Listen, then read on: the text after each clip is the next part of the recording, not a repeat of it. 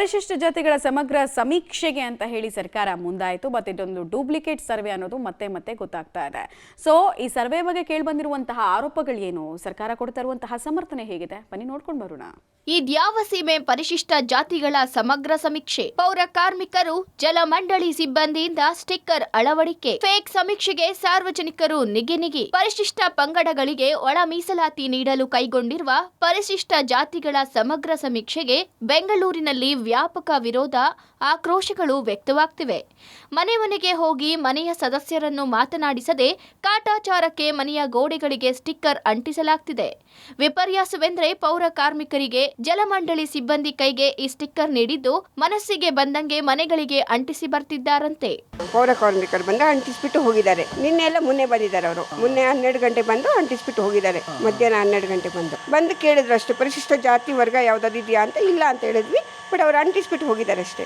ಪರಿಶಿಷ್ಟ ಜಾತಿಯಲ್ಲಿನ 101 ಜಾತಿಗಳ ವೈಜ್ಞಾನಿಕ ವರ್ಗೀಕರಣ ಮಾಡಲು ದತ್ತಾಂಶ ಸಂಗ್ರಹಣೆ ಮಾಡುವ ಸಮೀಕ್ಷೆ ಇದಾಗಿದ್ದು ಮೇ 15ರಿಂದ ಚಾಲನೆ ಸಿಕ್ಕಿದೆ. ಬಸವನಗುಡಿ, ಹನುಮಂತನಗರ, ಚಾಮರಾಜಪೇಟೆ ಸೇರಿ ಬೆಂಗಳೂರು ತುಂಬೆಲ್ಲ ಮನಸ್ಸಿಗೆ ಬಂದಂತೆ ಸ್ಟಿಕ್ಕರ್ ಅಂಟಿಸಿ ಹೋಗ್ತಿದ್ದಾರೆ. ಇನ್ನು ಚಾಮರಾಜಪೇಟೆಯಲ್ಲಿ ಜಲಮಂಡಳಿಯ ಸಿಬ್ಬಂದಿ ಸ್ಟಿಕ್ಕರ್ ಅಂಟಿಸಿದ್ದಾರೆ ಅಂತ ಏರಿಯಾದ ಜನ ಆರೋಪಿಸಿದ್ದಾರೆ. ಮನೆ ಯಾರು ಅಂಟಿಸ್ಬಿಟ್ಟು ಹೋದ್ರೆ ಗೊತ್ತಿಲ್ಲ, ಗೋಡೆಗಂತೂ ಅಂಟಿಸ್ಬಿಟ್ಟವ್ರೆ. ಯಾರು ಅಂಟಿಸೋದು ಅಂತ ಇವತ್ತವರೆಗೂ ಗೊತ್ತಿಲ್ಲ. ನಿನ್ನೆ ಅಂಟಿಸ್ಬಿಟ್ಟು ಹೊರಟೋಗಾರೆ. ನಾವು ಹೋಗಿ ನೋಡ್ತಾ ಇದ್ದೀನಿ, ಫೋನ್ ಮಾಡ್ತಾ ಇದ್ದೀನಿ, ಫೋನ್ ಎತ್ತಲ್ಲ, ಅಂಟಿಸ್ದವ್ರದ್ದು ಯಾರು ಅಂತಾರೆ ಗೊತ್ತಾಯ್ತಾ ಇಲ್ಲ.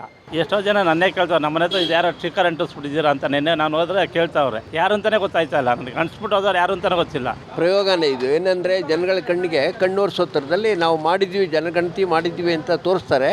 ಸ್ಟಿಕ್ಕರ್ನ ಮನೆ ಮೇಲೆ ಒಳಗಡೆ ಇರ್ತಾರೆ, ಯಾರನ್ನೂ ಇಂಟ್ರೂ ಮಾಡಲ್ಲ, ಏನಿಲ್ಲ, ಅಂಟಿಸ್ಬಿಟ್ಟು ಹೋಗ್ತಾ ಇದ್ದಾರೆ. ನಗರದಲ್ಲಿ ಫೇಕ್ ಸಮೀಕ್ಷೆ ಮಾಡ್ತಿದ್ದು ಸರ್ಕಾರಕ್ಕೆ ಸುಳ್ಳು ಲೆಕ್ಕ ನೀಡಲು ಸಮಾಜ ಕಲ್ಯಾಣ ಇಲಾಖೆ, ಪಾಲಿಕೆ ನಿರ್ಧರಿಸಿದಂತಿದೆ. ಅವೈಜ್ಞಾನಿಕ ಸಮೀಕ್ಷೆ ಕುರಿತು ಸಹಾಯವಾಣಿಗೆ ಫೋನ್ ಮಾಡಿ ಜನ ತರಾಟೆಗೆ ತೆಗೆದುಕೊಳ್ತಿದ್ದಾರೆ. ಪಾರದರ್ಶಕ ಸಮೀಕ್ಷೆ ಮಾಡಬೇಕಾದ ಸರ್ಕಾರ ಸುಳ್ಳು ಲೆಕ್ಕವನ್ನ ತೋರಿಸಲು ಈ ರೀತಿಯ ಕಳ್ಳಾಟ ಮಾಡ್ತಿದೆಯಾ ಅಂತ ಜನ ಕಿಡಿಕಾರಿದ್ದಾರೆ.